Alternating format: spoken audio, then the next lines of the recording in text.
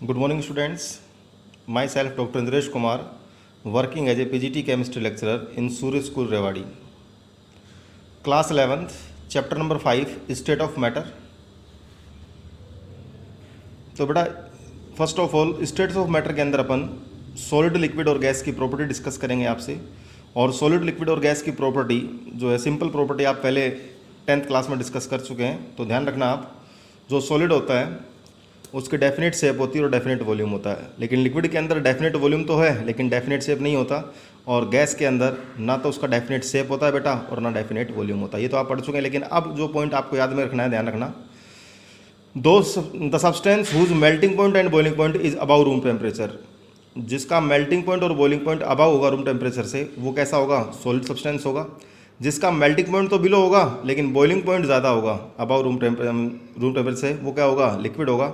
लेकिन the substance whose melting point and boiling point are below room temperature, वो कैसा होगा बेटा? गैस होगा। तो ये तीनों की प्रॉपर्टी आप ध्यान रखना। मेनली मेल्टिंग पॉइंट और बॉइलिंग पॉइंट की सॉलिड के अंदर अबाउ होगा, लिक्विड के अंदर मेल्टिंग पॉइंट बिलो होगा, बॉइलिंग पॉइंट अबाउ होगा। लेकिन गैस के अंदर दोनों ही, both melting point and boiling point क्या होंगे? बिलो होंगे। फिर आगे बढ़ते हैं बेटा। देखिए ट्रिपल पॉइंट की बात करें, ट्रिपल पॉइंट क्या होता है? तो सबसे पहले it is the temperature at which 3 state of substance that is solid, liquid and vapour exist simultaneously. It is the temperature at which 3 state of substance, कौन कौन सी? सॉलिड, लिक्विड और वेपर एग्जिस्ट करें साइमल्टेनियसली। तो उसको अपन क्या बोलेंगे? उस temperature को अपन क्या बोलेंगे? ट्रिपल पॉइंट बोलेंगे। और ध्यान रखें, और आपसे कोई पूछे कि सर वाटर के लिए ट्रिपल पॉइंट क्या होता है, तो आपको ध्यान में रखना है 0.01 डिग्री सेंटीग्रेड। ओके बेटा। तो अब अपन आगे बढ़ते हैं। अब इसी चैप्टर के अंदर अपन डिस्कस करेंगे इंटरमोलिकुलर फोर्सेज। तो यहाँ पर अपन डिफरेंट टाइप के इंटरमोलिकुलर फोर्सेज डिस्कस करेंगे। तो इसके अंदर सबसे पहले मैं ले रहा हूँ डाइपोल डाइपोल इंटरेक्शन। तो यहाँ पर एक सिंपल पॉइंट आपको ध्यान रखना है, जो डाइपोल डाइपोल इंटरेक्शन जहाँ प्रेजेंट होगा उसके अंदर कौन सा मॉलिक्यूल प्रेजेंट होगा? पोलर मॉलिक्यूल्स होगा। यानी जो पोलर मॉलिक्यूल्स होंगे उनके अंदर जो फोर्स ऑफ अट्रैक्शन होगा वो किस टाइप का होगा? डाइपोल डाइपोल इंटरेक्शन होगा। अब पॉइंट यहाँ पर ये होता है कि सर पोलर मॉलिक्यूल क्या होते हैं? देखिए ये एक HCl एक मैंने मॉलिक्यूल लिया और अब इस HCl के अंदर देखें तो हाइड्रोजन और क्लोरीन दोनों में से बेटा इलेक्ट्रोनेगेटिविटी जो है वो क्लोरीन की ज़्यादा होगी। तो क्लोरीन इलेक्ट्रॉन विड्रॉ करेगा। तो क्लोरीन जब इलेक्ट्रॉन विड्रॉ करेगा तो इस H पर तो पॉजिटिव चार्ज आ जाएगा और इस Cl पर नेगेटिव चार्ज आ जाएगा। बट आपको ध्यान रखना है, इस पॉजिटिव और नेगेटिव को आपको पार्सली तरीके से शो करना है। इसको डेल्टा पॉजिटिव बोलते हैं, इसको डेल्टा नेगेटिव बोलते हैं, यानी पार्शियल पॉजिटिव और पार्शियल नेगेटिव। तो जहाँ पर पार्शियल पॉजिटिव और पार्शियल नेगेटिव चार्ज प्रेजेंट होगा तो किस टाइप का मॉलिक्यूल होगा? पोलर मॉलिक्यूल होगा। और वहीं पर क्या प्रेजेंट होगा? Dipole dipole interaction. तो ये देखो एक पोलर मॉलिक्यूल, ये एक पोलर मॉलिक्यूल और ये पोलर मॉलिक्यूल, तो इनमें आपस में क्या हो रहा है? डाइपोल डाइपोल इंटरेक्शन हो रहा है। ये नेगेटिव चार्ज मूव कहाँ कर रहा है? टुवार्ड्स पॉजिटिव चार्ज की तरफ। तो इस तरीके से इसमें क्या आ गया? एक परमानेंट डाइपोल आ गया। तो ये पहला पॉइंट था इंटरमोलिकुलर फोर्सेस का, डाइपोल डाइपोल इंटरेक्शन। तो मेन पॉइंट आपको ध्यान रखना है, डाइपोल डाइपोल इंटरेक्शन जहाँ प्रेजेंट होगा वह कौन सा मॉलिक्यूल होगा बेटा? पोलर मॉलिक्यूल होगा। देखिए सेकंड पॉइंट अपन बात करें आयन डाइपोल इंटरेक्शन। तो बेटा आयन डाइपोल डाइपोल अभी जस्ट डिस्कस करके आ चुके अपन। अब यहाँ पर एक नया पॉइंट आ गया आयन। तो आयन की बात करें तो देखिए ये जो अट्रैक्शन होगा एक आयन के बीच में, अब आयन बेटा कैटायन भी हो सकता है और एनायन भी हो सकता है, और दूसरा पोलर मॉलिक्यूल के बीच में होगा। तो एक सिंपल एग्जांपल लें, when NaCl is dissolve in water. जब आप NaCl को डिजोल्व करेंगे वाटर के अंदर तो जो पोलर वाटर मॉलिक्यूल्स है वो अट्रैक्ट होगा towards Na+ as well as towards Cl-, क्योंकि मैंने आपसे क्या कहा, ये जो अट्रैक्शन हो रहा है किस किस के बीच में हो रहा है? आयन। आयन का मतलब कैटायन भी ले सकते हैं आप और एनायन भी ले सकते हैं, और एक polar molecule. Polar molecule word कहाँ से आया? डाइपोल की वजह से आया। आयन के लिए क्या लिया अपन ने? कैटायन और एनायन। तो आपको ध्यान रखना एग्जाम्पल NaCl और वाटर, क्योंकि वाटर एक पोलर मॉलिक्यूल है। ध्यान रखना NaCl के अंदर सोडियम कैटायन और क्लोराइड क्या है? एनायन। तो ये सेकंड पॉइंट हो गया ion dipole interaction. Third point है बेटा आयन इंड्यूस डाइपोल इंटरेक्शन। अब आयन इंड्यूस डाइपोल की बात करें तो देखिए a non polar molecule, polar नहीं है, a non polar molecule may be polarise by the presence of ion. एक नॉन पोलर मॉलिक्यूल है वो भी पोलराइज हो सकता है, किसकी वजह से?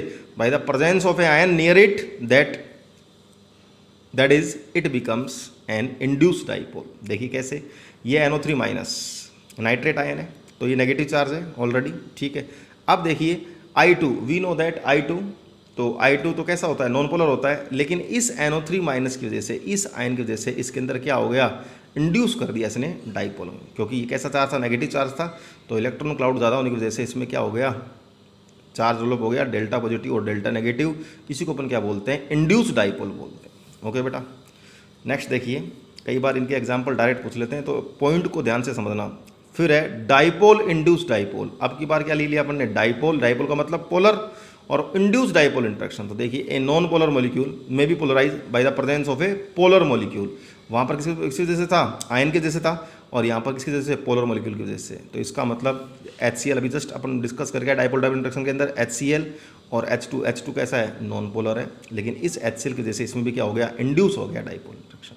इंड्यूस का मतलब क्या होता है, एक तरीके से इसके अंदर प्रोड्यूस हो जाना जहाँ पर वो डेल्टा पॉजिटिव और डेल्टा नेगेटिव चार्ज शो करे। ओके बेटा, और अब सबसे इंपॉर्टेंट देखिए, लंडन फोर्स बोल दीजिए, जो पॉइंट नंबर 5 है इंटरमोलिकुलर फोर्सेस का जो टाइप है, लंडन फोर्स बोल दीजिए, डिस्पर्सन फोर्स बोल दीजिए, डिस्पर्सन नाम से पता चल रहा है, इंस्टेंटेनियस डाइपोल बोल दीजिए, इंस्टेंटेनियस मतलब सडनली, और मोमेंटरी डाइपोल बोल दीजिए, या इसी को बोल दीजिए वान डेर वाल फोर्स बोल दीजिए। तो इसके 5 नाम मैंने आपको बता दिए। लंडन फोर्स बोल सकते हैं इसको, डिस्पर्सन फोर्स आप बोल सकते हैं, इंस्टेंटेनियस डाइपोल बोल सकते हैं बेटा, मोमेंटरी डाइपोल बोल सकते हैं आप। ठीक है बेटा, तो देखिए, the force of attraction between the induce momentary dipole, the force of attraction between the induced momentary dipole are called London dispersion force। Okay, तो देखिए इसके अंदर बात करें, एग्जाम्पल इसके अंदर अपन लेंगे नोबल गैस का। आपने 2 हीलियम एटम लिए, एक हीलियम एटम 1 और एक हीलियम एटम आपने क्या लिया, 2 लिया। तो देखिए दोनों के अंदर अगर अपन देखें तो symmetrical electron clouds of 2 helium atoms before distortion, इसके अंदर कोई डिस्टोर्शन नहीं हुआ है, सिमेट्रिकल इलेक्ट्रॉन्स क्लाउड्स हैं दोनों हीलियम एटम के अंदर।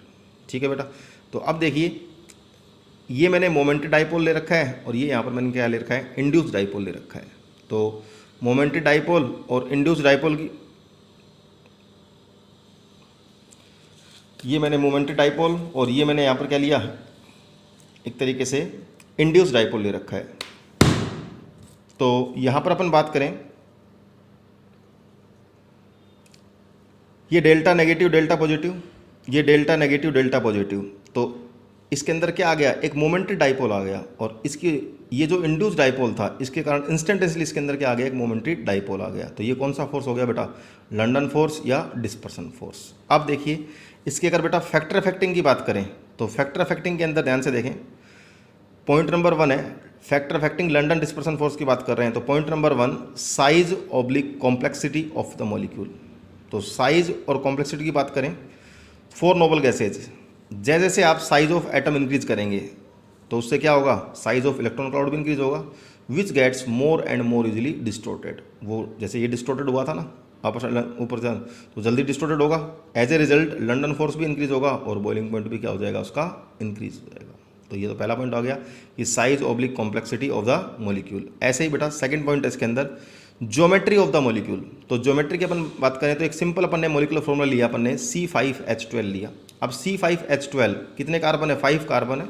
ठीक है, तो एक तरीके से पेंटेन हो गया। तो एक तो मैंने स्ट्रेट चेन इस तरीके जिगजैग बना लिया मैंने इसको, तो जिसको मैंने स्ट्रेट चेन बोल रहा हूँ, इसको मैंने नाम दे दिया N pentane, small n dash pentane. ठीक है, एक मैंने मिड के अंदर कार्बन लेके इसके चारों तरफ कार्बन अटैच कर दिए और इसको मैंने क्या दे दिया, नियो पेंटेन। तो ध्यान रखना इसके अंदर जो फोर्स ऑफ अट्रैक्शन है वो ज़्यादा है, लेकिन इसके अंदर लेस फोर्स है।